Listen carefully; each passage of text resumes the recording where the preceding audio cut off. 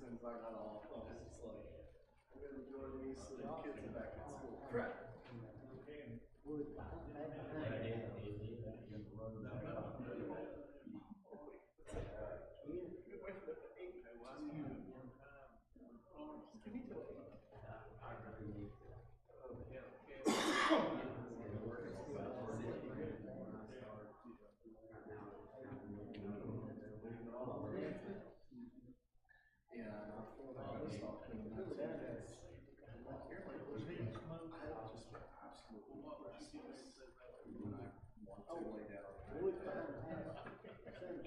It'll be 12:30 if I come up and go to bed.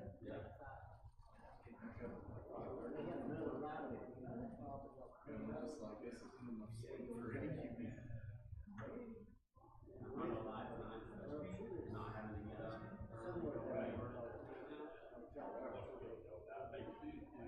Since it's been kind of dead, I had been asleep while waiting on a phone call.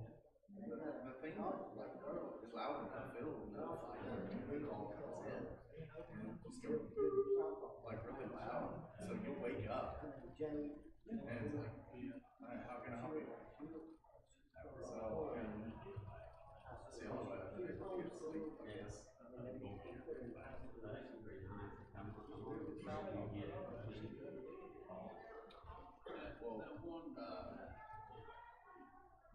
Not Monday, but Sunday, I did not get a call till 11:30. And I started at 5:45.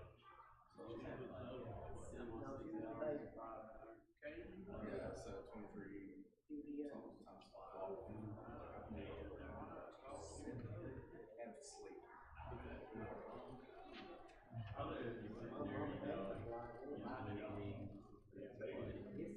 Well, that's what I do. Like, Sunday, I'll finish up typing up my lesson, send it off to you. And then Saturday and Friday, if I'm not passed out, I'll be working on the college stuff. All right, it is that time. Glad to see everybody tonight. Hope you've had a wonderful week. It's been nice and warm before we have our wonderful weather next week, at least. Tonight we're in Genesis 16. I don't have a PowerPoint this evening. Just didn't have time to make one, but there is a worksheet for tonight. So if you want to open your Bible to Genesis 16, we'll begin there in just a moment. But beforehand, we'll have opening prayer. The man is not in here, yet he is here. So we're going to have a fill-in. David Hicks, can you lead us in opening prayer? David Saunders on the list, but he's not in here.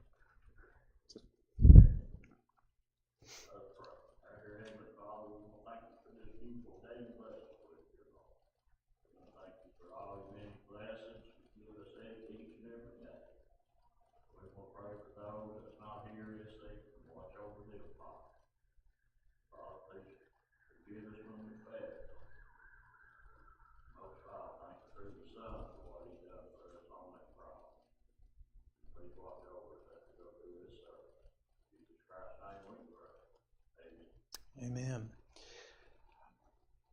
As we look into Genesis 16, we're coming off the cuffs of 10 years beyond the events of Genesis 13 through 15. As we look through the book of Genesis, we find at least when God gave the promise to Abraham, after he rejected the gifts from the king of Salem, and Melchizedek basically praised God for the victory and success of Abraham, we're going to find that after these events in chapter 15, something happens. Normally, we talk about chapter 16 as kind of like a bad chapter in the book of Genesis, but really it's some of those underlying lessons that we see in the back half of the text and really in the beginning that give us some really powerful principles about marriage, how to work through problems with others, but also how to control our presumptions or at least thoughts and ideas about God's will in our life and us trying to help God. And we're going to see some of those things as we go through this chapter this evening. I do want us to consider as we read through this text, we're going to break it down into two halves. We're going to look at verses 1 to verse 9, or maybe verse 10. Let me see what I got. Okay, 1 to verse 9, and then we'll go to verse 10 to the end of the chapter. Just so we are somewhat up to par as to what's going on. What's the name of Abraham's wife? Sarah. What do we know about Sarah? Huh? Well, it's still pronounced Sarah, or if you want to make it really technical, it's Sarai and Sarah, but it's still pronounced Sarah. Either way, now the name changes in chapter 17. It'd be Sarah and Sarah is how it's pronounced. Unless you want to be super technical, then Sarai and Sarah. But we don't. That is correct. She experienced motherhood very late in life. She only got to experience about 30 to 35 years as being a mother to Isaac, really less than 35 years. But beside that, yes.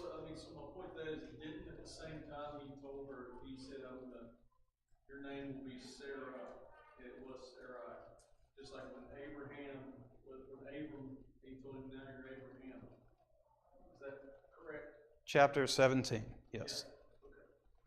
So those name change, well, the only reason I say that in this region, people say it the same, so it's not really that big of a deal.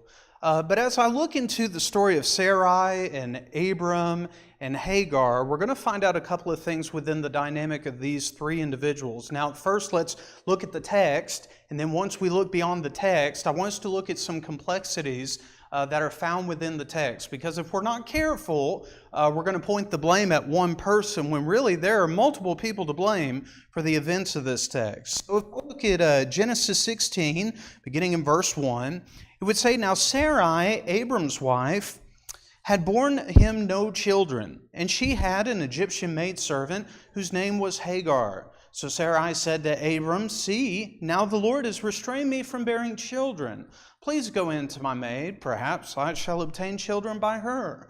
And Abram heeded the voice of Sarai. And Sarai, Abram's wife, took Hagar, her husband, the Egyptian, and gave her to her husband Abram to be his wife, after Abram had dwelt 10 years in the land of Canaan. So he went in to Hagar, and she conceived. And when she saw that she had conceived, her mistress became despised in her eyes. Then Sarai said to Abram, 'Wrong be upon you. I gave my maid into your embrace, and when she saw that she had conceived, I became despised in her eyes. The Lord judge between you and me.' So Abram said to Sarai, 'Indeed, your maid is in your hand. Do to her as you please.' And when Sarai dealt harshly with her, she fled from her presence. Now the angel of the Lord found her by a spring of water in the wilderness, by the spring on the way to Shur. And he said, 'Hagar, Sarai's maid, where have you come from, and where are you going?' And she said, 'I am fleeing from the presence of my mistress Sarai.' And the angel of the Lord said to her, 'Return to your mistress, and submit yourself under her hand.'" Now I want to pause right there. We'll read the rest of the text here in a second. As I look into this text, there's a couple of things that they're not apparent on the surface, but the more you look at this text, there's a sense of injustice that's being done, but there's also an admonition of a mistake. In the beginning portion, I want you to notice the character of Sarai. It would say, beginning in verse 1, she had borne him no children. Now, when we're first introduced to her in chapter 11, verse number 30, it would say that she had borne no children, for she was barren. In fact, multiple times we'll find through the text that Sarah just couldn't conceive children, not until we get to chapter 17, 18, and then you find the fulfillment of Isaac being born in chapter 21. It just calls her the one who was barren. Now, there's a really important text we're going to read in chapter 21 when we get to Hagar and Ishmael being sent away. That's really impactful when we begin looking at messianic prophecy. But we'll get to that here in a second. So I see she had no children. And then with her suggestion in verse number 2, Sarai said to Abram, "See now, the Lord has restrained me from bearing children." Now she's saying this is the matter of fact, is what she's saying. But then I look in considering the rest of this verse, "Please go into my maid, perhaps I shall obtain children by her." That word perhaps, just that word alone. She's taking a guess. Maybe God wants me to take one of my maidservants and give her to you, and that's how you're going to have a child. Well, the problem is with that, I don't know from the text if Abram consulted with Sarai about the covenant promise in chapter 12 or 15. I do know that she was told about the one in chapter 17 because she knew about that same promise in chapter 18, and she rejoiced in that promise being fulfilled in chapter 21. More so, Hebrews chapter 11 would say that Sarai believed God whenever God had made that promise to her.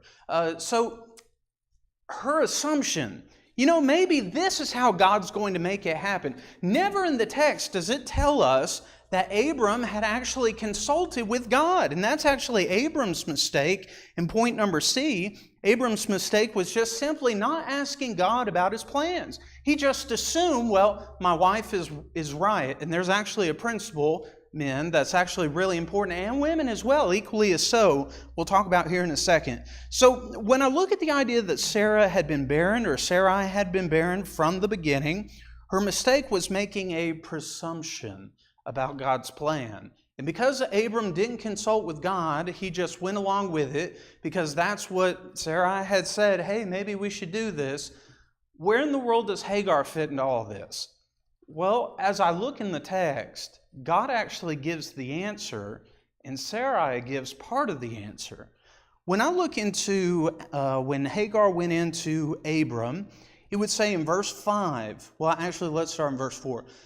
So Abram went into Hagar, she conceived, and when now this is Hagar, when Hagar saw that she had conceived, Sarai became despised in her eyes. You have a maidservant who is basically saying, I know I'm under you, but I'm better than you.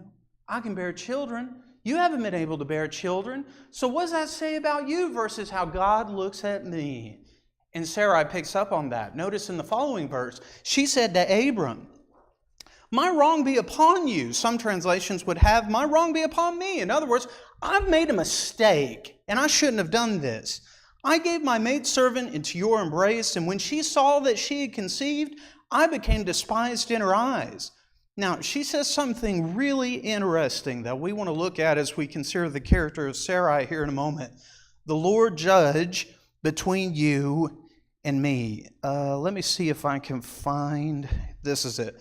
If you look at Proverbs chapter 30, verse 21 through 23, there are three things that the proverb writer would say, this is a despicable or a wicked abomination, something that should never happen within the earth. Notice Proverbs 30, beginning in verse 21. For three things the earth is perturbed. Yes, four it cannot bear. Number one, for a servant, when he reigns, he's not rightfully the king, he is a servant. Not just a servant when he reigns, but a fool when he's filled with food. He's not going to appreciate it. He's going to be gluttonous. A hateful woman when she is married. And number four, get this, a maidservant who succeeds or is exalted over her mistress. Interesting, especially in a book that talks about the idea of godly wisdom. The idea is understanding position and understanding, I guess, allocation of responsibilities like this.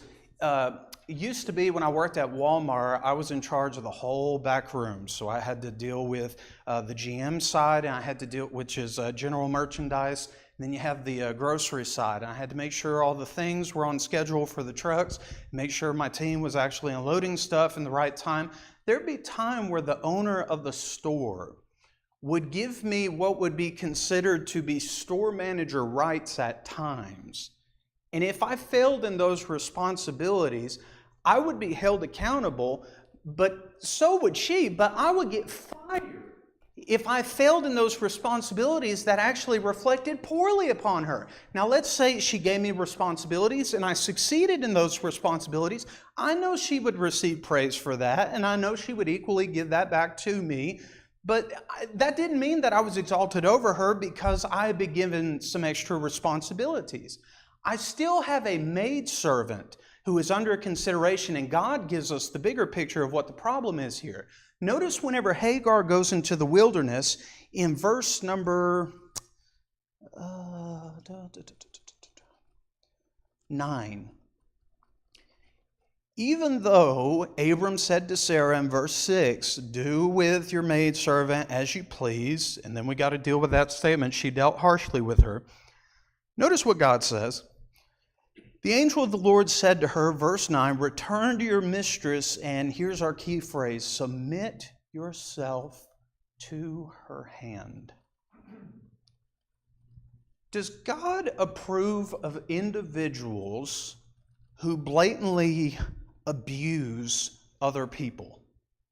Like, do you see a passage where God ever says, you stay in that position because you're in that position? And I'm not talking about suffering rightfully, according to 1 Peter chapter 2. That is a slightly different circumstance. In other words, when your responsibilities start to get hard and your boss may throw some things at you that is just, it seems unfair. Or really, it may not be fair. Or then again, it might actually be fair. It's just, I don't have this thing called endurance or tolerance. You know, younger people tend to jump off the handles a whole lot quicker than older people because they like this thing called experience. We call sometimes when someone just can't handle a whole lot of heat in a situation, we would just say that they don't handle pressure very well. In fact, the proverb writer would say that he who cannot even endure a light affliction is just but a fool. So what am I looking at here?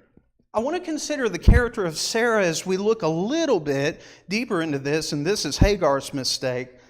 It was of pride. I can do something my mistress can't, but also her failure to submit to Sarah. Now, I want us to consider something from a marriage standpoint, and then we're going to look a little closer at did Sarah or Sarai actually abuse Hagar? What kind of man is Abram described as across the Old and New Testament? Faithful servant. What else?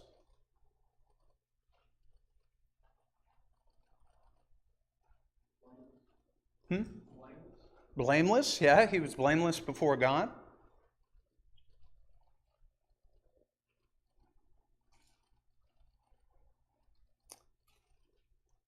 What's the big deal about Abraham in the New Testament? I'm talking about in the Christian age. I'm not talking about in light of we are of our father Abraham. Yeah, he's the father of Israel, both physically and spiritually. If we look at Galatians chapter 3, those who are of heirs of Christ are also of the seed of Israel. It would tell us in verses 26 to 28. So that's important. As I go all the way back to Genesis 12, I know when I obey Jesus or I obey the gospel, then I have become heirs with Abraham. That is the ultimate fulfillment of those descendants that we'll be able to see across the stars. Did Abraham have thoughts at times that just was way before its time? And what I mean by that is when God asked Abram to sacrifice, or I guess at this time he was Abraham, to sacrifice Isaac, what does the Bible say that Abraham's thoughts about that was? He would provide, that's within the text. Do we know what else the New Testament reveals about his thought even before he made those statements? He knew that even if he sacrificed Isaac, God had promised, this is the son of promise. He thought of an idea that had never happened yet, resurrection. Because Abraham trusted in the promises and he believed in the power of God, even powers he had never seen God do. Because if God can make the world, then surely he can take a man who's been dead and bring him back to life again, can he? And he can. You find a man like that kind of faith in a human being, what kind of wife do you think that man's going to be looking for?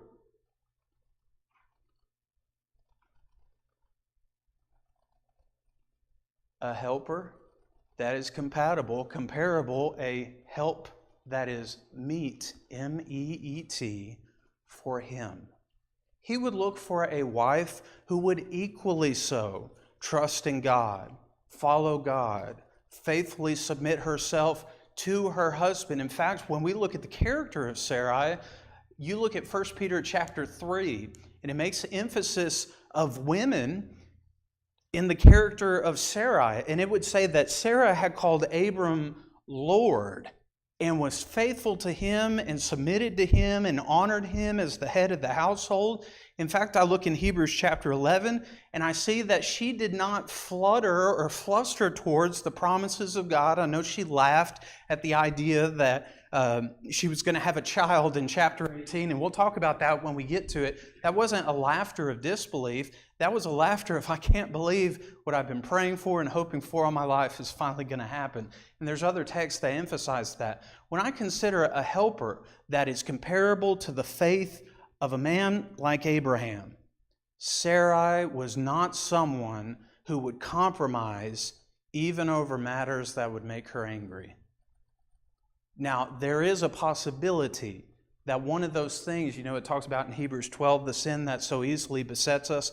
There is a possibility, because there is another woman involved with this, that polygamy may have struck some anger. Girls, I don't know what your feelings are, but I have seen girls go through this, so I think I may know something about this. If there is another person who is hitting on your man or making advances towards your man, that's not going to end well. It works the other way as well. Another guy hitting on your woman? Nope, not going to happen. She's mine. He's mine. There is no other. Sarai probably had some problems adjusting to that. But as I look within the context of that time, I want you to consider, look at point B, and then I'll take your question, David. Her statement to Abram, in light of what happened, she's admitting her mistake, but I want you to look very carefully at verse number 5 in Genesis 16. Her last statement, the Lord judge between you and me. In other words, she says, Abram, your God is my God is your God. You know his justice. You know his character. There has been a wrong done, and I want to do what God says is the right thing. And here's what Abram says to her, I trust you. Do with your maidservant as necessary. Which brings up another question. How did masters work with servants who were arrogant and did not keep their position in place? In other words, you have a servant that's getting arrogant, who's getting prideful. They exalt themselves over the authority of their master. What were the laws to prevent that, or to address a servant who just had a really cocky attitude? That's what I'm finding the problem is with Hagar and Sarai. David. When I read this, I was thinking, did God before this, at this time, ever tell Abram that Sarah was going to be the one that was going to... No, not yet. I find that of interest. So that was what I was thinking, and polygamy was still a thing at this time. So, I mean, I don't see, I guess it could have been, he didn't have any knowledge we know of that Sarah was going to be the one that was going to prepare the child. That is correct. But my question, I guess the thing I thought was interesting is that if Abram was treating her like a wife, he wouldn't have sent her away, so he still treated her like a maid. Right? Because if she was truly his wife, then she should have had equal... Now we're talking about Hagar, right? Hagar. Okay. She should have been equally, I would assume, entitled to whatever he had if they're truly married. I'm excited for this because I anticipated it, and that's a wonderful question. Okay, there are 4 different titles that are given to Hagar that I find of interest because it connects to, I call it the chapter of the Battle of the Babies. You look in Genesis 30 and 31, you've got Rachel, Leah, Zilpah, and Bilhah are basically saying, that's my man, hey, give me my man. And that's where we have 11 of the 12 sons of Jacob originating from through that weird interaction. But anyways, there are 4 different titles that are given to Hagar, and I find it interesting. This is the only chapter where it says that Hagar was a wife, which makes me ask the question, was this a holy matrimony that equal to the rights of like Sarai, or is it saying giving the privileges or some of the privileges of a wife? I want you to consider point B under a closer examination, like that whole section right there. The 4 terms that are used to describe Hagar.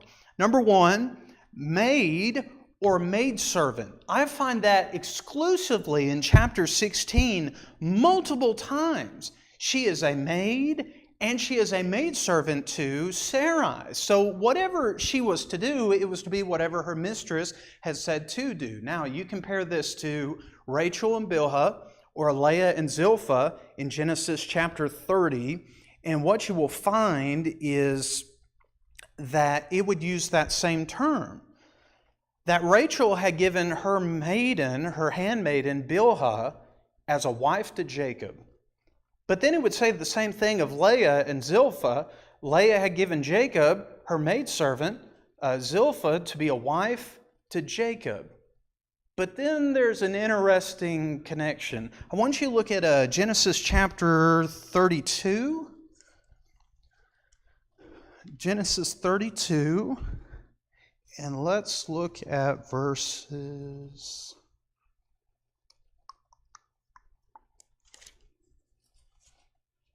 22. Genesis 32:22. The text 2 chapters prior called the handmaidens of Rachel and Leah wives. Notice in verse 22, in the narrative, it would say, Jacob arose that night, took his 2 wives and his 2 female servants. Interesting.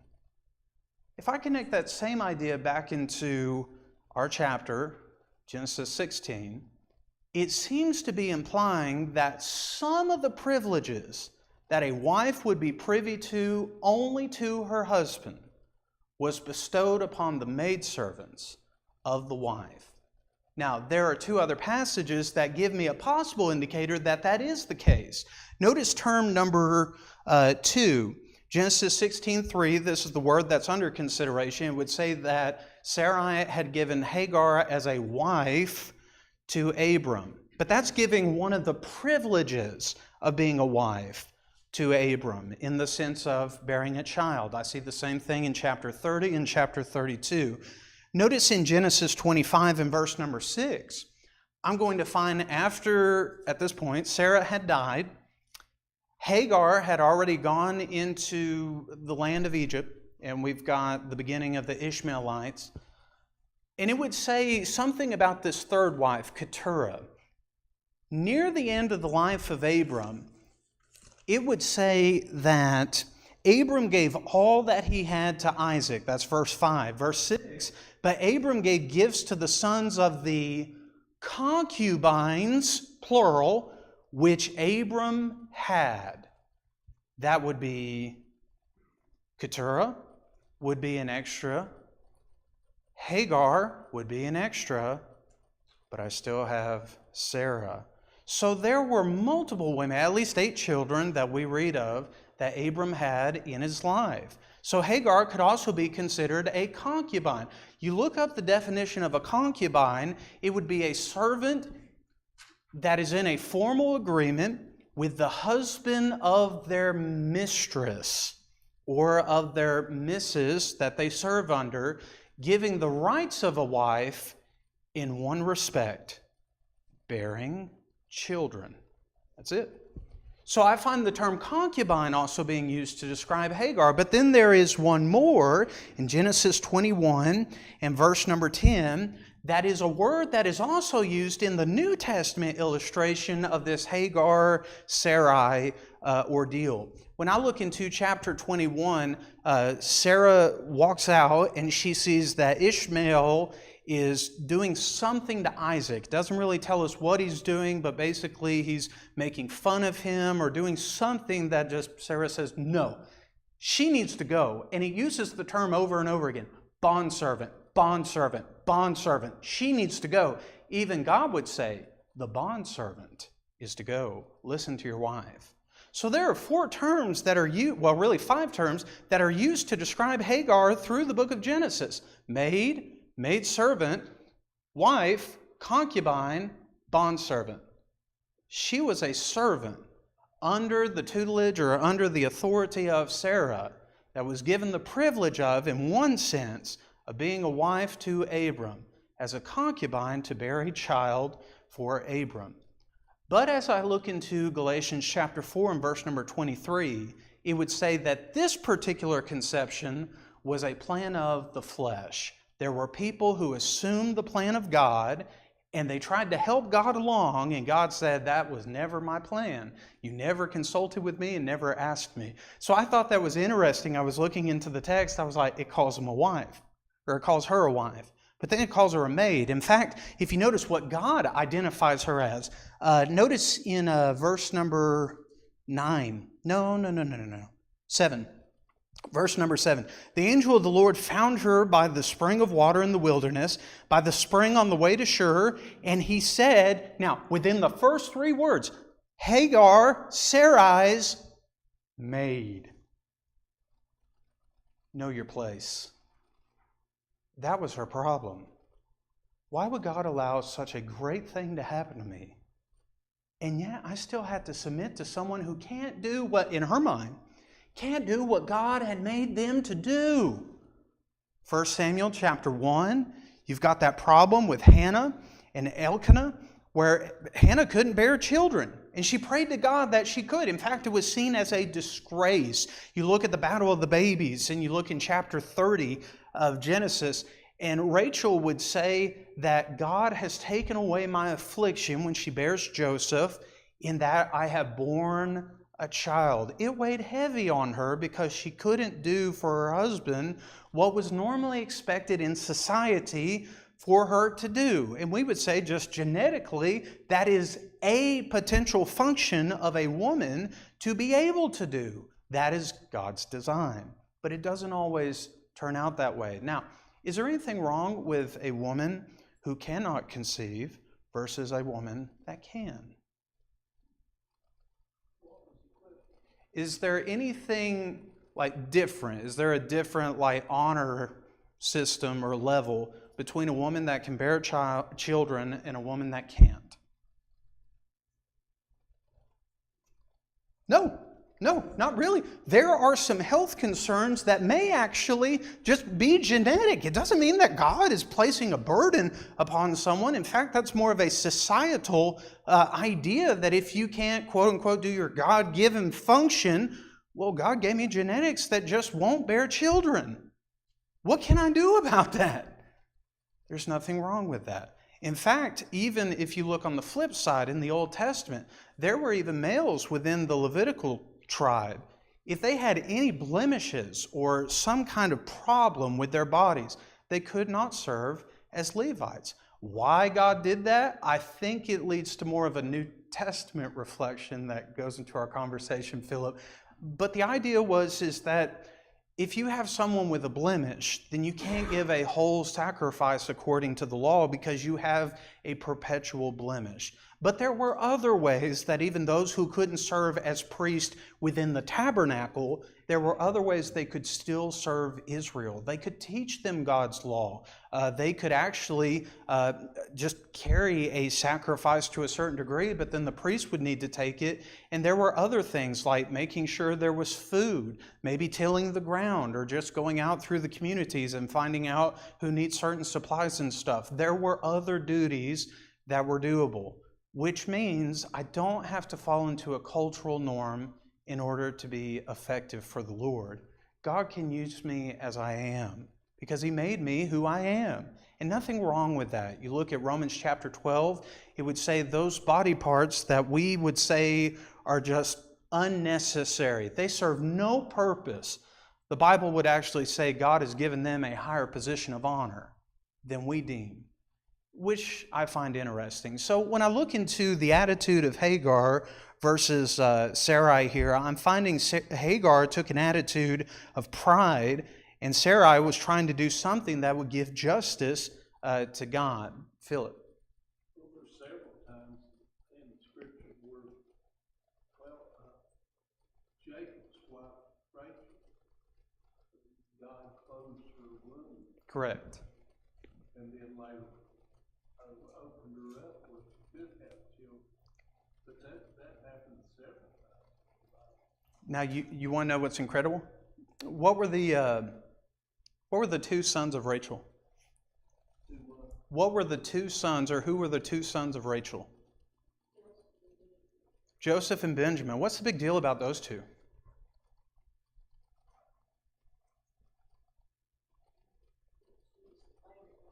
She was the favorite wife. In fact, that was part of the reason that we have Reuben, Simeon, and Levi. You look at the end of chapter 29, and Leah would say, the Lord has seen my affliction. Surely my husband will love me, which I think is actually a terrible, heartbreaking story, that Leah was bearing children for Jacob, and Jacob still was just, it almost seems like using her when you look at the text, which was wrong. But God was trying to say, hey, stop being biased towards one person. I think that was part of the reason why maybe Rachel was able to bear children last. What major events happened in Joseph's life other than he was sold into slavery? He was sold into slavery. That is a big deal, but he became second to the king. Who did he ultimately deliver through his life? His family, the whole region of Egypt, the whole land of Canaan. If it wasn't for him, God may have chosen someone else, but God waited until the very end to bring about a quote-unquote redeemer for his people. You know what's incredible? When you look at Isaiah, let's just start in 53. What's the big deal about Isaiah 53?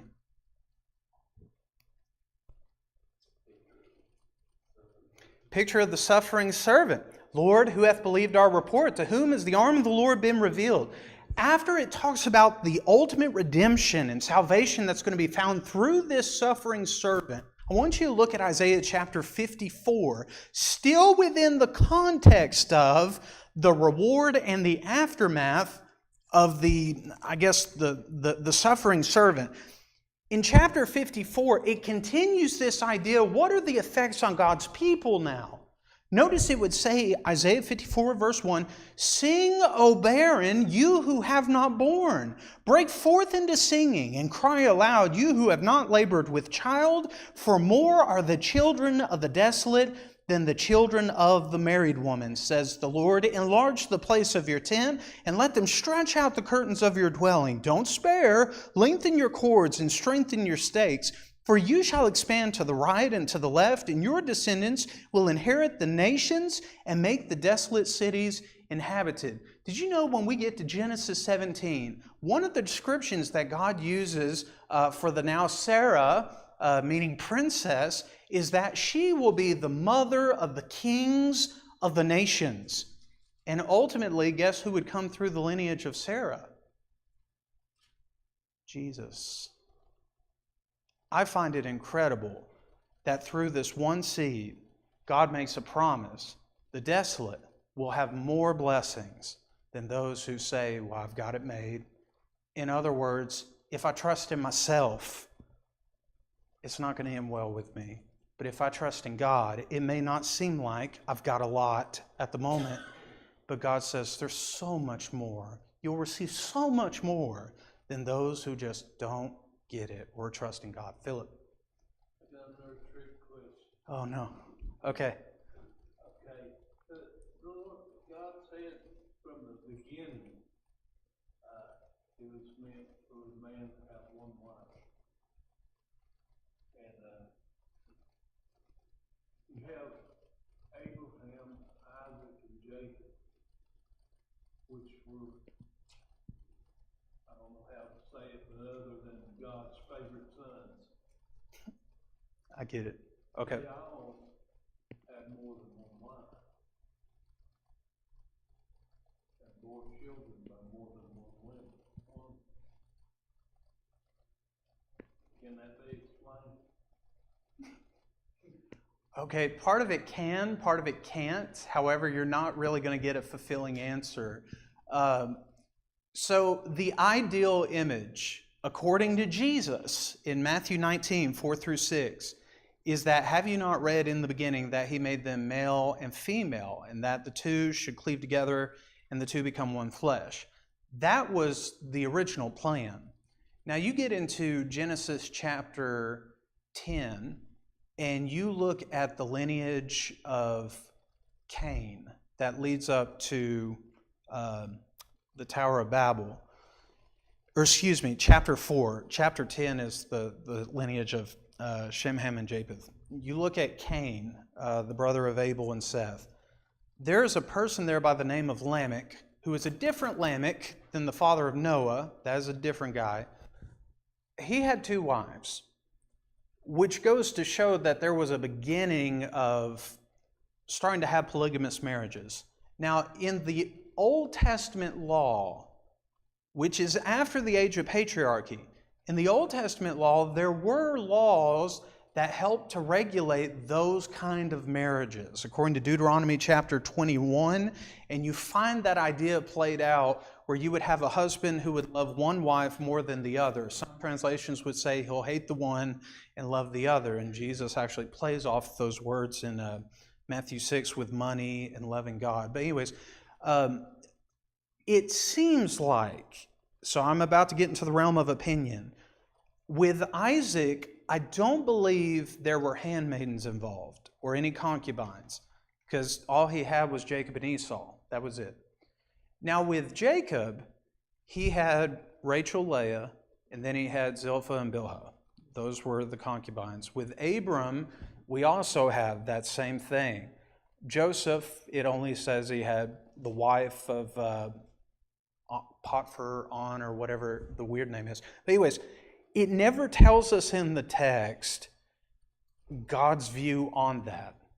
It does emphasize through principle, though, that there are complications in a marriage when you add another person to the equation, such as chapter 16, or you look into chapter 21, because even though Abraham did consider Ishmael to be his son, you look in chapter 17, he pleads when God says that you're going to have a promised son, but it's not going to be Ishmael. And Abraham says, "Oh, that you may bless Ishmael." And God says, "Yes, but that wasn't the promised seed." He failed to ask God the reality of it.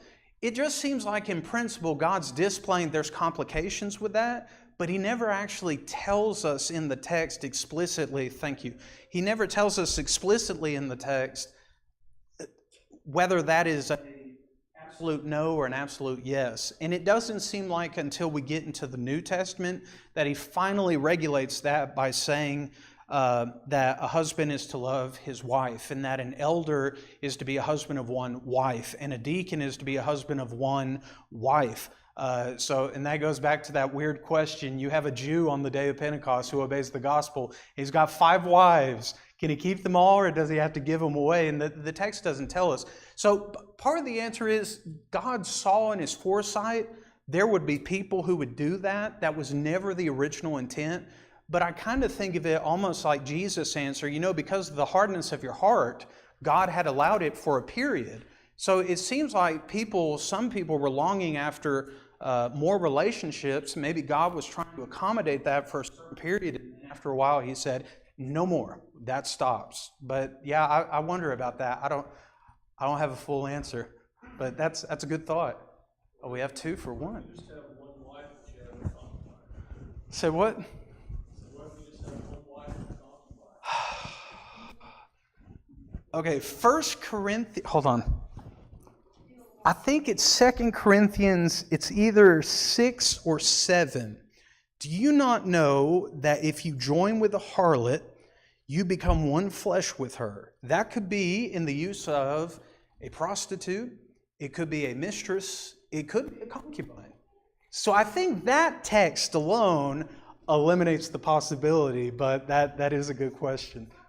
I was going to be just along the lines of where you were saying, like an elder, a husband of one wife.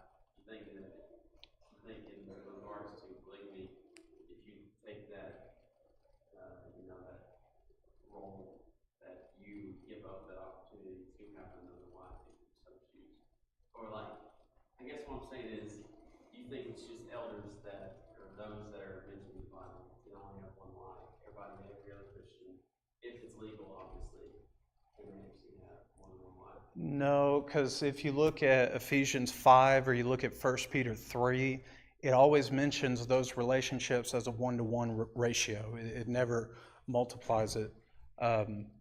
Is that essentially what you're saying? Does it regulate the leaders, but it allows more free play for? Yeah, it doesn't. It's equal. They're supposed to. Well, granted, they're men. But they shouldn't be different from elders in that respect. Correct, yeah. So we always place that on the elders. But Yeah, I think that's what he was asking, making sure that it's, yeah, so that's good. Okay, really good questions. Next week, we're actually going to get to the back page, and I would encourage you, read Galatians 4:21 through 31. I thought I would get to use the whiteboard tonight, but maybe next week, as we finish up this idea of what Hagar and Sarai actually reflect within the New Testament. Is a powerful lesson for us. So thank you for your time and attention, and we'll go ahead and go to the invitation. Can you